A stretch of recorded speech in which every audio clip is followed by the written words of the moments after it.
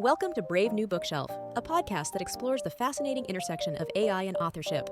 Join hosts Steph Pajonas and Danica Favorite as they dive into thought-provoking discussions, debunk myths, and highlight the transformative role of AI in the publishing industry. Hello, everyone, and welcome back to the Brave New Bookshelf. I'm one of your co-hosts, Steph Pajonas, CTO of the Future Fiction Academy, where we teach everyone how to use AI in any part of their process, mostly authors, but there's other people in there too. I'm also the editor-in-chief of the Future Fiction Press, where we're publishing AI-forward books and having a lot of fun doing it. Oh, gosh, I love making covers and pulling TikTok hooks and doing all that publishing fun stuff because that's just the gravy for me. I just really love it. It's a lot of fun. But anyway, we're going to move over to my wonderful co-host, Danica Favorite, who's with us today. And she is bright and sunny and sunshiny, and I'm happy that she's with us today. So how you doing, Danica? I am doing great. Thank you. For those of you who don't know me, I'm Danica Favorite. I am the community manager at Publish Drive, where we help authors on every stage of their journey, from crafting the perfect book blurbs and metadata to getting your books distributed to the widest market possible, to then, once those books have been distributed, to be able to split your royalties. And then, along with our good friends at the Future Fiction Academy and the Future Fiction Press, we have every stage of your writing journey covered, which is really great, because if you are an author and you're looking for ways to make your business more efficient and more productive, really, we have you covered. We can help you between my company and Steph's company. Okay, not my company, like I don't own it or anything, but I work for them. Between the two of us, we can really help you. And today we're excited to have a guest who has been with us before, Jill Cooper from the Writing Wives. And the thing that's great about our guests is that we bring these guests in intentionally with the idea of finding other ways to help you and finding more efficiencies. And I think that's what's really exciting for all of us, because as we have said before, and we're going to always say it and pound this into people's brains, that you can use AI for whatever makes the most sense for you in your writing business. And we're presenting to you as many options, which is why I'm really excited to have our good friend Jill Cooper from the Writing Wives. Like I said, she's been here with us before. I will let her introduce herself in a moment. Also, just acknowledge that Jill's a good friend of both me and Steph, as well as her wife, Mal. And what's really great is these differing perspectives on using AI. That's why I'm really excited to have Jill as a guest today. So Jill, please tell us about yourself. Hi, I'm Jill Cooper. I'm one part of the Writing Wives, which help authors sell more books and market. I'm also, though, an author. I like to write in pretty much every genre there is. And that's just it's the struggle of being an author, I think, is playing one sandbox. But I choose to play in all the sandboxes instead. And AI definitely helps me keep all the balls in the air, from covers to writing to blurbs to pulling out hooks and creating images like animate for reels and things like that. But thanks, I'm so happy to be here. Thank you. I thought one of the things we could talk about, because you did mention your writing, which I love. Again, as I mentioned, Jill and I are good friends. We may or may not have a chat that we have open most of the day and giving each other a hard time about what is happening and what we're writing. And so I've gotten to see Jill's evolution as an author and being able to play with these different ideas. I may or may not harass her on a regular basis about stories that she needs to be writing. And That I'm not. right. However, Jill, you have a project that you're working on for Kickstarter. Yes. That I know you're using some good AI stuff for. So why don't you tell us about that? Sure, that's my cozy LitRPG fantasy series that is inspired by Magic the Gathering and World of Warcraft. And I've been using it to help me like animate trailers, make some backgrounds. I'm using designers too for like the cover and different things that are just outside my wheelhouse. And I know I need more of a sort of refined hand for making like a playmat for the Magic card game. So it has a place for you to put all your cards, And it's just a lot of fun. I've been really just taking my time putting it together. I always joke that it'll launch by 2030. And while I'm piecing this together and waiting for different things to happen, I'm writing other books, other genres. For the Cozy Lit RPG, I've already written like the Reader Magnet, and it's ready to go. Once the Kickstarter, I'm ready to start sort of promoting it. And I wrote a short story about the gnome rogue character based on our friend Dana, who is a tech guru. And so that's what the gnome does. She's in charge of the crystal Wi-Fi in the realm, and it's going to go haywire. She needs to go fix it. And then, of course, she's going to get eaten by the dragon again. I know Dana, so this is funny. Yes, it's so much fun. Yes, it's so Dana. Like I always joke with Dana, like this Dana character is more Dana than you are. Like, yeah, t-shirts magically change. It's just fun. I love this idea. I love how Magic the Gathering, the card game, right, has been around for a long time. I had a boyfriend in college who played it. It has been around for quite some time. And then recently, my daughter and her boyfriend have been playing it. I'm really impressed with the stick-to-itiveness and the fact that it has stuck around for so long. Yeah, it's having sort of a resurgence I right think now. so. It is having one. Yeah, I like agree. my daughter was playing it before middle school. Like all the kids would bring their Magic the Gathering cards in, and they just now are launching Magic the Gathering Star Trek collab. There's Hobbit. I have a couple of Hobbit decks, and like I also have now enchanted like woodland creatures. So it's like a squirrel in like a mage robe. I'm like, that's such great inspiration for my story. Like I'm gonna definitely grab that. And, before AI, I don't know if I would have taken the task of, I want to write a story that's going to have enchanted scrolls and then all these pastries or buffs. And the AI helps me keep track of who's buffed. And like, it'll just start spouting off the scrolls in the middle of the scene. And it's like, whether it gives dexterity. And you've had this pastry, but now you've ate too much of the pastry. So now it's a negative against you and it's not a positive anymore. And it's just fun. It sounds like a lot of fun. I love this because it's like it gives it like a whole new meaning to the worlds and whatnot. And then you can take a lot of these characters and make them your own. And now you're even doing a Kickstarter where you can even call back to the Magic the Gathering by doing that placemat and everything. I'm really inspired by this. I think all the characters are going to get their own Magic the Gathering card where I got like the image, and then I have written all the text and how much mana each character costs if you were to actually build a deck and put them into the deck. And it's a lot of fun. I tend, especially since COVID, get really overwhelmed by projects or just thinking. So it's nice to have like that AI partner that takes a lot of the pressure off of me. So like it pieces some things together and then it says something that makes me think, oh, then I should do this or I should do that. And then it helps me make the lists and keep track of everything that I basically want to do, but would definitely feel overwhelmed with trying to do by myself. I think the AI is great at helping with overwhelm. I think it can also be very overwhelming itself, obviously, when Sometimes. you're like, give me these ideas for this, and it gives you like 30, and you're like, oh God, that was too many. And now I'm overwhelmed. AI can be super overwhelming. And what we find out is that there are going to be so many projects coming in the next 5 to 10 years that probably would have never seen the light of day if the AI had not been involved, because that person had the ideas, but needed the extra leveling up that the AI gave them, right? Because if you weren't able to keep track of all those characters and their different elements and the things that they are doing, then you might feel overwhelmed and then never actually get to the project. But now you can because AI is there to help you. Sometimes I'll even ask, like, okay, what is the first step? What first things do we need to do? So one things I did is I took a Kickstarter that was like a cozy fantasy and it did really well. So I created a Claude project at that point and said, here's a good Kickstarter that aligns with me. Break it down into a template so we know what I need to reproduce. So then it gave me basically several to-do lists.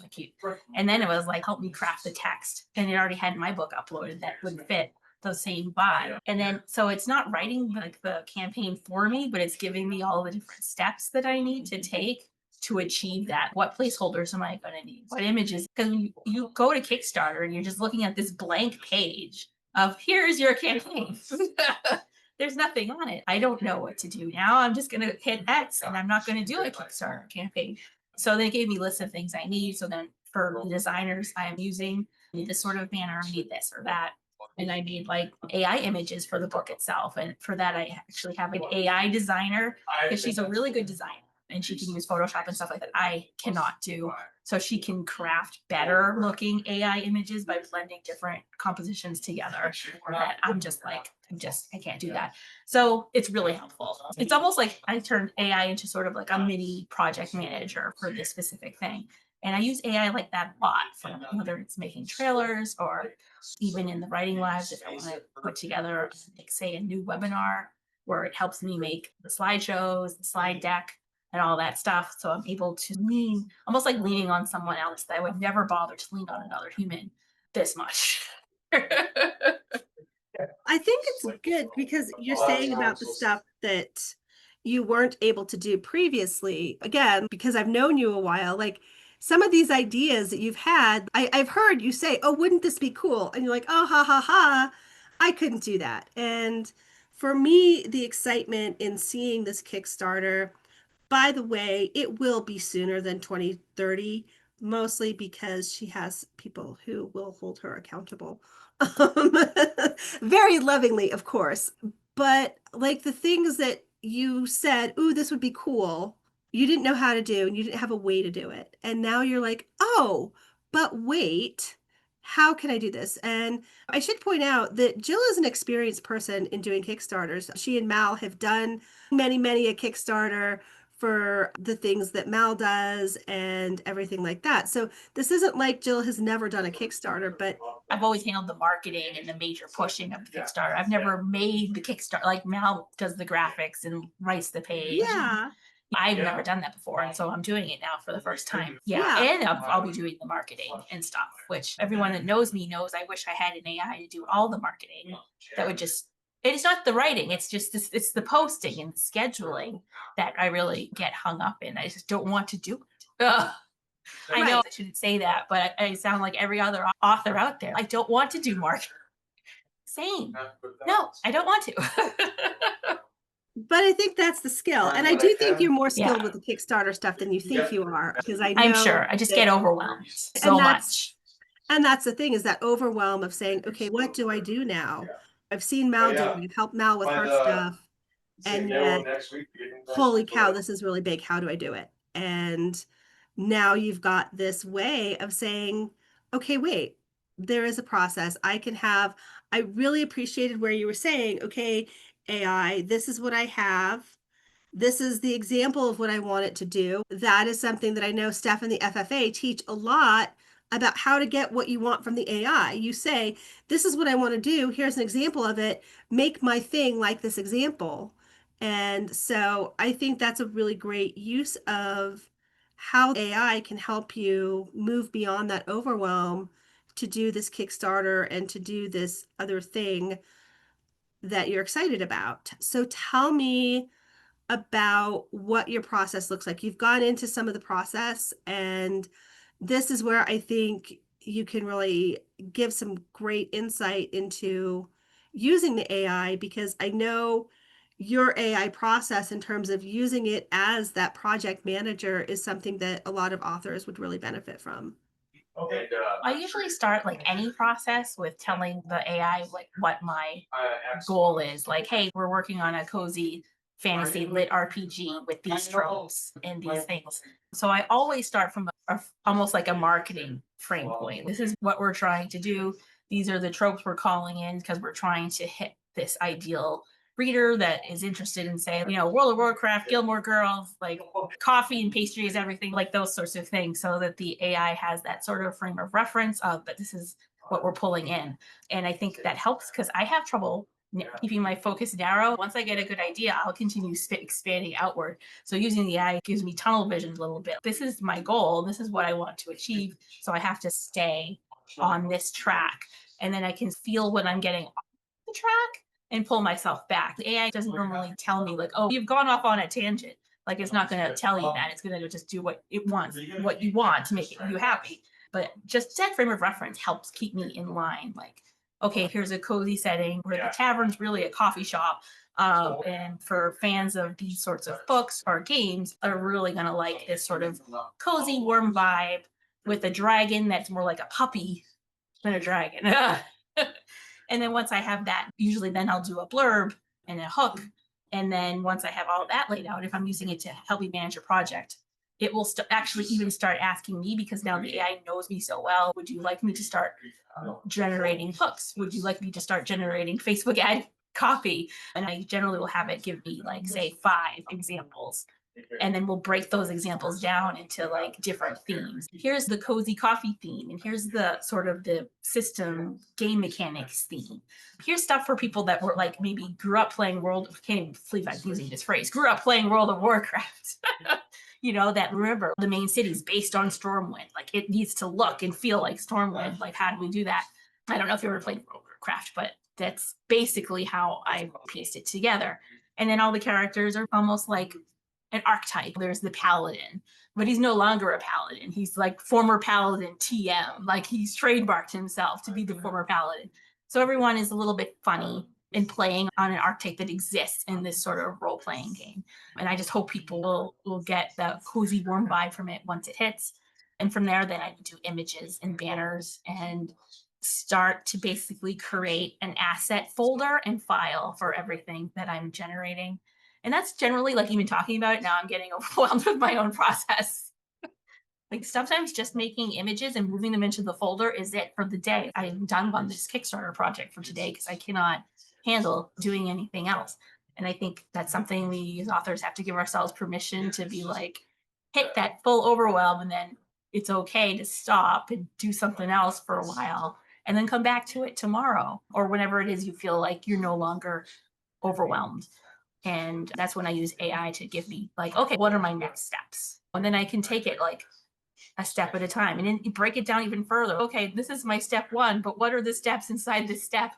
Just to make it a little more manageable and able to hit things piece at a time. I love using AI as part of my project management process because it will chunk things up for you into small manageable bits along the way, and that also helps me. I am extremely overwhelmed.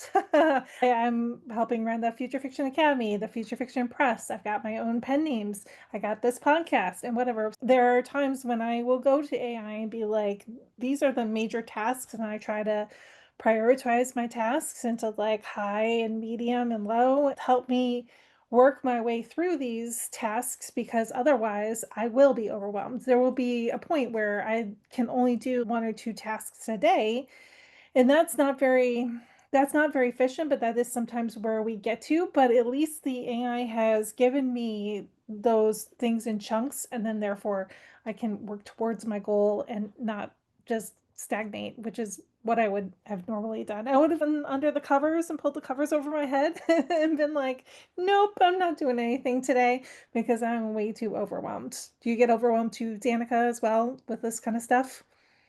Yes, for sure. And I really love what Jill said, to give people that permission to say, okay, I'm done.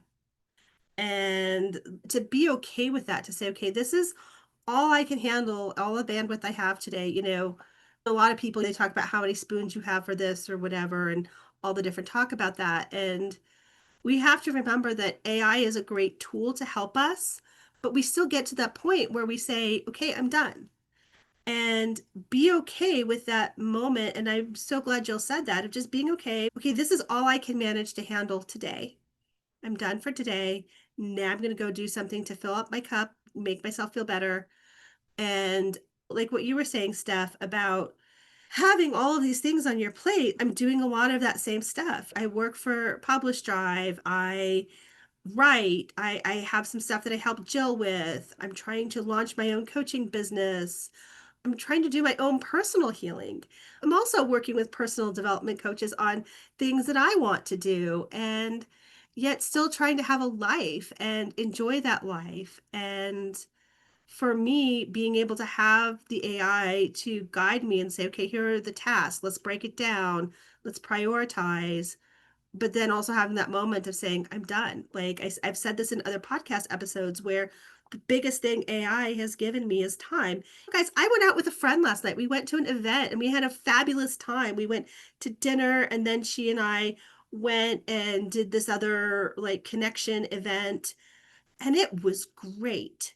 And pre AI, I wouldn't have been able to do that. And the fact of the matter is, I don't know that I would have even used that time productively because even though I have a lot of stuff on my plate that is actually due within the next week or two that is overwhelming me, I also know my most productive time wouldn't have been sitting and doing that because I would have been like Steph, I would have had the covers over my head going, oh my gosh, what do I do?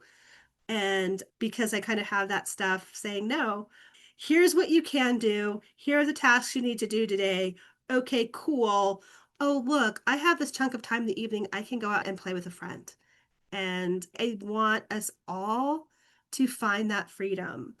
But the other thing I wanted to call out that Jill had said a little bit earlier, but I wanted to pull that out. I know we're talking about something totally unrelated, but we get a lot of questions about it. I wanted to share this because it is Jill's area of expertise as well.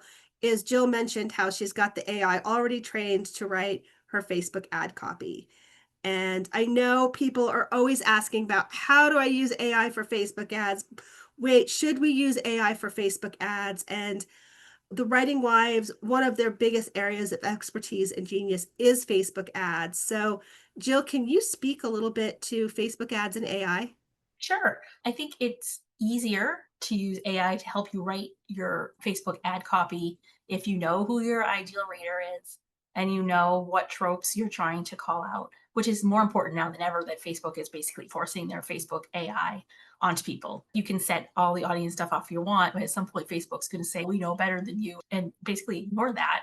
And if you're like, I don't know who my ideal reader is, I don't know what my tropes really are, but most authors think they know, but sometimes they don't. I'm sorry, it's true. But you could start by uploading your book into AI, or you can start small. You can start with your blurb if you think your blurb is good. Most blurbs need a little work at least, but you could start there and say, what would you compare this to that's currently selling on Amazon? Or so you could even say KDP, because if you're using chat, it can search KDP and it can search the Amazon bestsellers and it can draw comparisons for you. And then if you feel comfortable uploading part of your book or your whole book into chat, you can, and it will make comparisons. Like it will say, oh, like right now I'm writing vampire romance rock star. So we're like, oh, this is very Queen of the Dams. This is very Vampire Lestat meets Twilight meets Almost Famous because the love interest is a journalist. And here are the tropes. And it will just give me lists of the tropes for each of those and say, you can combine the tropes like this. So you will get very specific stuff. And at that point, then you can say, now that we're targeting these movies / books, and we know we're targeting these tropes, can you write me the ad copy based on my book? And then this morning it gave me 5 examples, and they're all punchy. They're all good. They all require a little bit of finessing because AI isn't going to get it perfect. You will need to put like a little bit of touch on it. Then basically you have that. Then you ask it for headlines. The headlines usually are really good. They're almost like elevator pitch headlines. Like maybe they're 5 words long tops. And I think that works great for a Facebook ad headline. And from there, I'll ask it to describe the image. So it'll describe an image, and then I'll take the image description and I'll go stick it in Midjourney, and then I'll start generating images. And for ones I really like, I'll ask Midjourney to animate them, usually a little bit because they can get funky if you tell it to animate a lot. I'm not sure what that rock star just did, but I'm pretty sure he pulled the other guy down. Now they're rolling around on the stage or something. I don't think that's going to fly with Facebook. But it gives you like so many great ideas. And that's basically where I start. I do not try to write the creative, make the images, and create the Facebook ad all in one day. I create everything into like an asset Word document where I split up. Here are all my headlines. Here's all my medium text. Here's all my long text. And here's my images where I just copy and paste them in just so I can see them. And I do that. Like anytime I do a headline, I think of a headline, I just open the document and pop it in. And then on the day where I'm making Facebook ads, I'll just open the document and then I can just copy paste everything onto the Facebook ad creator. And then I close it. I'm done. I made the ad. I'm all set. I don't have to create the creative and make the ad in the same day, because by the end of that, I'd be so burnt out. I'm not making dinner. I can barely order pizza. like it would be over for me. Like today I said, oh, today's Facebook ad day. So what I did is I created the new fan page and I uploaded like some images, uploaded the cover photo. I'm done. Okay, tomorrow I'll make the actual image, or sorry, I'll make the actual ad, because I can't task math like that. I need to switch gears all the time. And I guess that's because I have ADHD. And that's why it's also important for me to have 10 projects going on at once, all in very, like this one's Kickstarter is ready, and this one is ready to be published, and this one's still being edited. So I can just jump around like throughout the day. But I know I went off on a tangent. Sorry. But that's how I target Facebook. No, ads. I thought it was a great tangent to go on because it still underscores the topic that we were on before I made you go on the Facebook ad tangent, which is, yes, the AI can do all of this stuff, but you still recognize your limitations. You still recognize that, okay, this is not a do it all in one day task. For some people, maybe it is, but we have talked a lot about on this podcast about people dealing with their neurodivergence and dealing with their limited capacities, whether that be from exhaustion or long COVID or just stress from life. And for you to say, okay, look, I know my capacity here, which AI has helped you with, and AI has helped you been able to do this because, again, I've known you a long time and I've known like the pre-AI, and I've helped you come up with some of the stuff pre-AI in researching the tropes and how much faster and easier it is with the AI. But just because it's faster and easier, it doesn't mean that you don't still need the rest. And I appreciate that about you and sharing that with our audience, because you just gave what I thought was an amazing, very short masterclass in how to come up with the Facebook ad copy. That was great.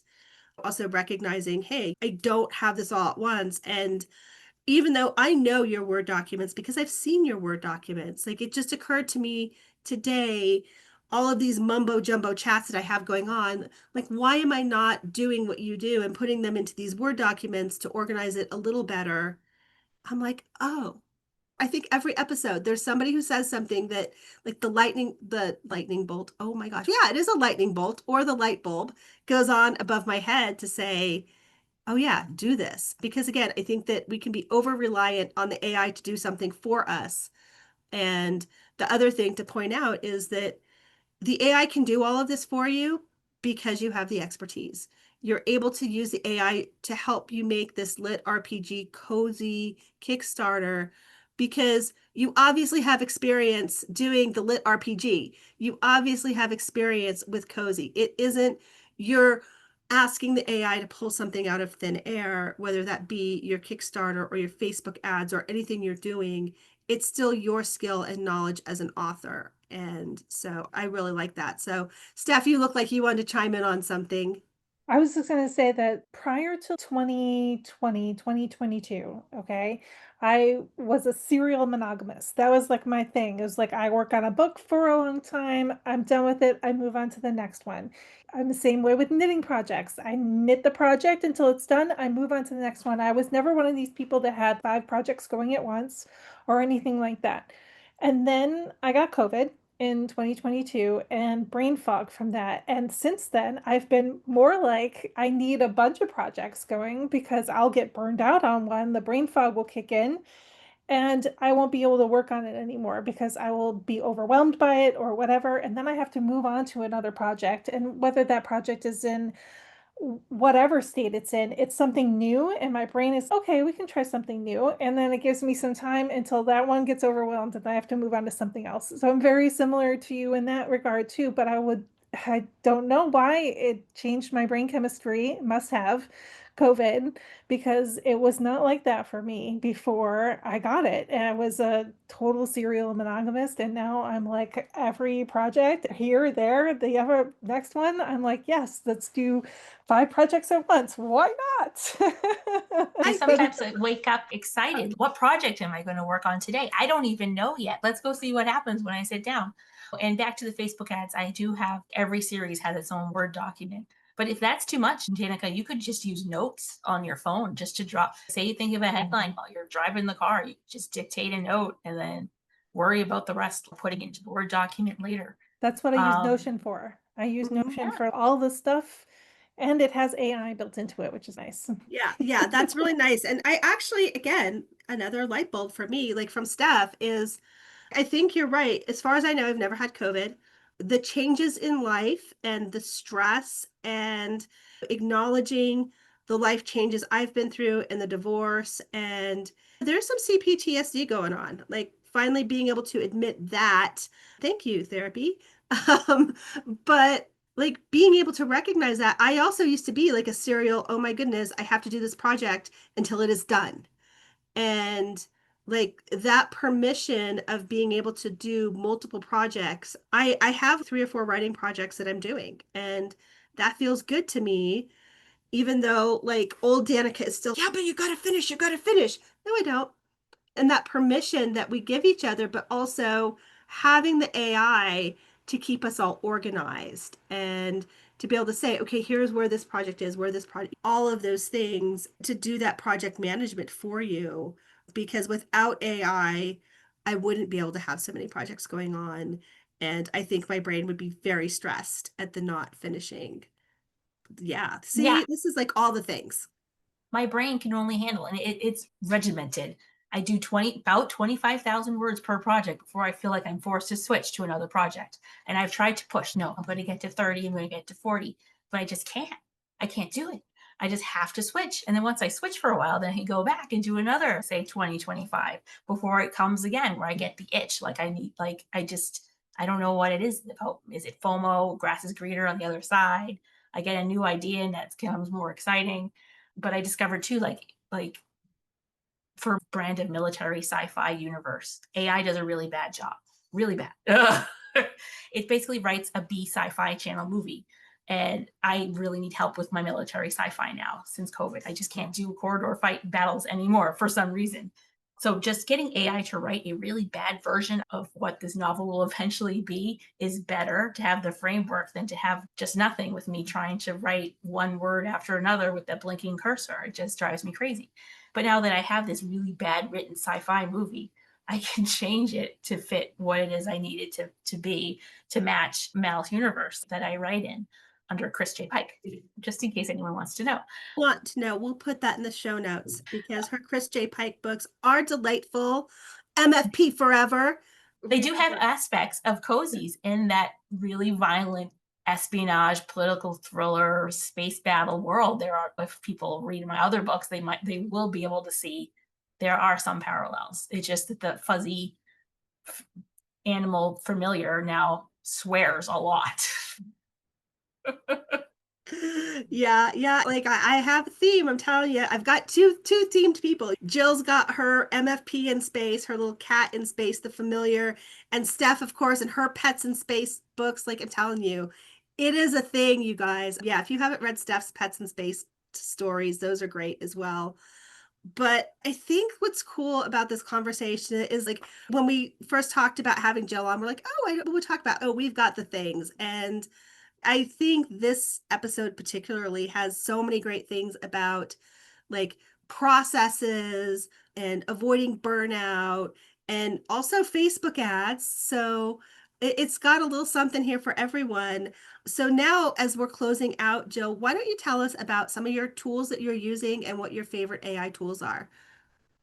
Sure. I mean, I'm using Novel Crafter to build out my codexes and things. I know a lot of people they feel like using something like Novel Crafter or the different tools out there where you build all the parameters at first are overwhelming, and it is at first. But once you do it a couple of times, you realize how much work it saves at the end. So that's basically why I do it. And actually, my favorite part is building codexes. Like I want to world build these really complicated documents all the time. For the actual fiction writing, I still love Claude. I use Claude most of the time, mostly through Novel Crafter. Sometimes I will use Claude projects like building out the Kickstarter because Novel Crafter can't do that. It turns everything into a fiction narrative, whether you want it to or not. So I do use Claude projects for bigger things like Kickstarter. And for things like Facebook ads, I use ChatGPT. I guess I'm using 5.0 now, though I was sad at first to lose my the personality that Chat used to have. Like I had a teenage vampire slayer beta reader, and that was he. Chat was the most valley girl thing ever. And I loved that girl. I would just talk to her. She'd be like, "Oh, yes, queen, we are going to go slay." It was great. It was fun. And I use for images, I use Midjourney most of the time. Just because I like the quality of their images best. And it feels so natural the way you can speak to Midjourney and it can pull out what you're talking about. And those are the main tools that I use. ChatNote knows me so well. I can just spout like I'm doing this thing for the writing wives and it has all the background on what it is I'm talking about that I don't really need to explain that much. So the more you use it, the better trained it is at whatever it is you're doing. Those are the main tools I use. Yeah, I love Midjourney too. They have this new feature. It probably won't be so new by the time this goes out. But anyway, on the main homepage, it used to be you could just scroll and see what people were generating, but now they have a style explorer. I don't know if you've been in there. I spent a lot of time in the style explorer looking at the different styles of images that people make, and I have a few prompts that I run with those styles just to see what it'll give me, and then I save them and hold on to them and then use them for my own images and whatnot, and it's just so much fun. I love going through them and being like, "Oh, look at this one that's very cubist. Oh, look at this one, it's got like a red dot on the background of everything," whatever it may be. That's where I spend a lot of my time sometimes. So if I'm just looking to be a little creative and try something else, Midjourney is definitely my go-to. I I mean, understand that one. the art and covers are addictive. I get to make new art. Yeah, I get to make new art. It's fun. Yeah, and it's so fun because, like I said, we have this chat with Jill during the day, and she'll just look what I made, and it is fun. It's fun to watch that experimentation, and I love that the AI is giving everyone a chance to play. I give Jill a hard time sometimes about, okay, what are you going to use this cover? I want the story for this cover, but it's also nice to just be able to have those opportunities to play. And you And can play faster than if you're like doing it before AI. Like it would take you maybe weeks to play.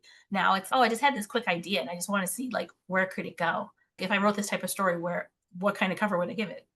And then you You get to know, play it's and just run fun. with it. And yeah, Yeah. And yeah, sometimes that's enough. That's okay. I got it out of my head. I don't need to actually write it. But sometimes it lingers. You're like, I guess I'm gonna have to write that idea that I had 5 months ago, but sat on, and now here I am. Ugh. and then sometimes some of Three us books get later. tormented. We get tormented by these ideas that she's just playing with. We're like, write this. But I that I know. think Yes.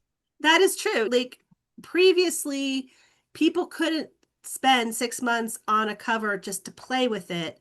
It was I'm spending 6 months on a cover because now that I've wasted 6 months on this, I have to do something with it. Whereas now, okay, I spent 6 minutes on this, I can use it or not. And I think that people say, oh, AI art, it's not creative. I call bullshit on that. Can I say that on our podcast? I don't know. Go for it. You might as well. You just did. You I just just just did. did. did. I just did. But really, we say, oh, you can't be creative as an artist with that. But the truth is, this gives us more opportunity to play with new ideas, new colors, new styles. Steph was just talking about the Cubist stuff. I'm like, oh, I didn't know that. I love Cubist stuff. I want to go look at the Cubist stuff. And that was something that you couldn't do previously. And so to me, that makes us more creative because we can play with more ideas. And again, we can play. We don't have this pressure of, okay, I just wrote this silly little story that is super fun for play. There isn't the pressure that I just spent 6 months on this, so now I have to sell it to make that time worthwhile. I can just say, nope, I played with it. I'm done. I don't need to sell it. Yeah, it's nice that we can now play and not have to completely devote our lives to our tiny little ideas that we've had. Right? Yes. Only if they really stick with you, like Jill was saying. Sometimes it sticks with you for a few months and then you're like, I guess I really It's do have to nagging write at you. it. Yeah, one Mhm. of the things I played with was making like a pub menu for my cozy lit RPG, and I am going to end up putting in the Kickstarter. But it was just like an idea, like what would this scroll look like that's hanging outside the tavern for mana buff pastries? What would be on the menu? And it's like everyone has seen it, like they really love it. So I'm totally going to put it in there. Ugh, Excellent. Excellent. Do it. Do it. Do it. Do I will. it. I will. I think about all those fun little pre-writing stuff because I have a huge pre-writing process that now you can actually do something fun with it. And I like that Jill has done this fun pub menu. It is super cute. And now she can make it part of her Kickstarter thing because she can actually make it look pretty as opposed to like chicken scratches on a notebook. And I love that AI is giving us those abilities to do the things that maybe we didn't think were possible even 6 months ago. And now what we're going to see 6 months from now is going to be really cool. I'm excited to see where we're going to go with that. We definitely have a lot of opportunities ahead of us, which is lovely. I love it. All right, so we're wrapping up here. So Jill, please give us some URLs to send people to so that we can put them in the show notes for everybody who drops by. Okay, well, I don't have a link for the Kickstarter yet, but they can always visit us at thewritingwives.com. I'll probably use that to help push it a little bit too. And then you can always find me on Facebook under Jill Cooper. If you're an author, I will accept your friend request. Perfect. And they do have a fantastic Writing Wives Facebook group as well for people who want to come in and learn a little bit more about Facebook ads, all the kinds of things that they do at the Writing Wives. So come join the group as well, because I love the group. So I'm going to go ahead and Aw, thank you. pimp it for you. Yeah. If you All do right. need help with genre and trope, you could always find us at storytellerlab.net also. Oh, excellent. Yes, and they also have some great Facebook ads resources on there as well. We're just going to pimp all your stuff, Jill, because it is Okay. really a great resource. And I know you don't like marketing, so the pimping yourself isn't always the piece that you do, but we want to share Irony, love, yes. make sure you're looking for them online because a lot of really good resources and a lot of free resources in their group and Facebook page as well. Excellent. Thank you. Thanks for having me. It's been a blast as always. Thank you, Jill. We're so excited that you were able to come and chat with us today. So for anybody who stops by, come to bravenewbookshelf.com, read the show notes for this episode, like and subscribe to us on the YouTube and the Facebook and any other place that we are, and sign up for our newsletter too while you're on the website so that you can get the show notes the next day after they air. I put those together as well. Danica, do you have anything else to say before we leave? Yeah, just reminder that the like and subscribe really does help us. And we want to get the podcast seen as much as possible and share the AI for authors love because there's so many things that, again, just really great things for people to learn and do. And make sure you're following Future Fiction Academy, Future Fiction Press on all of their socials, as well as Publish Drive. And we'll see you all next week with another great guest. I'm really excited. We've had a really good fall lineup and a lot of great people to come. Absolutely. Can't wait to see you guys all next week in the next episode. All right. So from all of us here, we're going to say bye now. Bye. Bye. Thanks for joining us on the Brave New Bookshelf. Be sure to like and subscribe to us on YouTube and your favorite podcast app. You can also visit us at bravenewbookshelf.com, sign up for our newsletter, and get all the show notes.